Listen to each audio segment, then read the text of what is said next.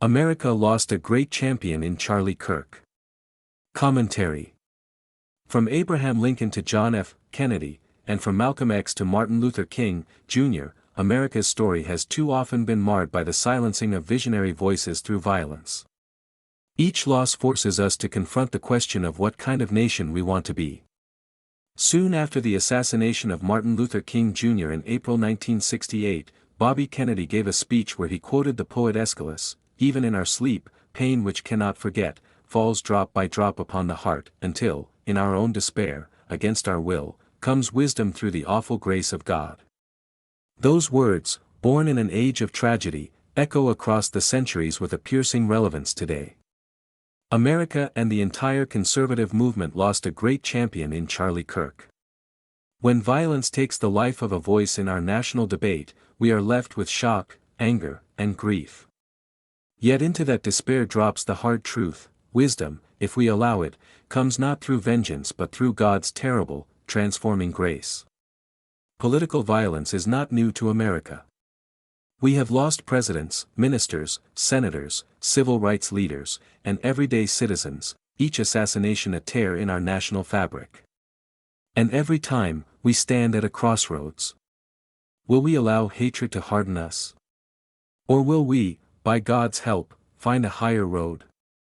As people of faith and as citizens, we must stand in reverent fear of the Almighty and remember that every life is sacred, even when we disagree with one another passionately. The bullets that silence one voice threaten to silence us all, for they destroy the trust that undergirds self-government. As such, we must view this moment as not one for partisanship but for patriotism.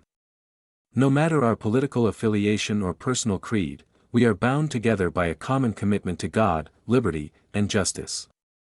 When countless figures from across the political spectrum, including Bill Clinton, Barack Obama, George W. Bush, Joe Biden, Donald Trump, Democratic and Republican congressmen, senators, and governors, and even those who vehemently disagreed with him condemned this abhorrent act of violence, it is evident that those possessing wisdom and authority agree that bullets should never obstruct debate, that violence makes us worse off, not better. Many people online are expressing hatred, asserting that Kirk's murder was warranted.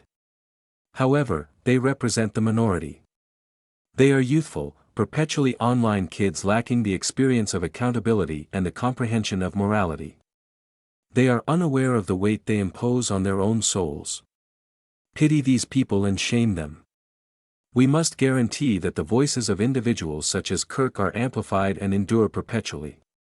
Bullets kill men, but not ideas. We are better than this. We can be better than this. We must be better than this. Not simply because our laws demand it, but because our souls do. To rise above the violence is to testify that America is more than its divisions, that we are still capable of being one nation under God. America is in a dark place now. An excessive number of assassinations, both attempted and successful ones, have transpired. Despite any personal aversions to one's beliefs, we are united as Americans with a singular objective: the betterment of America and the global community. Taking another life won't change the situation. It did not following the assassinations of Dr. King, John F. Kennedy, Malcolm X, and others, nor will it after the assassination of Charlie Kirk. Their presence improved the world, and undoubtedly, their ideas have and will persist and make the world a better place, as their teachings, mobilizations, and ethical principles have integrated into the lives of millions, crossing national boundaries. And let us not forget, those who dedicate themselves to public service, whether in politics, ministry, or activism, often do so with the hope that their countrymen might live more freely, more virtuously, more at peace. Kirk would be the first to remind us of this truth. So let us pray for wisdom that comes through pain, for the awful grace that Bobby Kennedy appealed for, and for a renewed commitment to peace. May we choose love over hate, and life over death. For the sake of our children, for the sake of our republic, we must.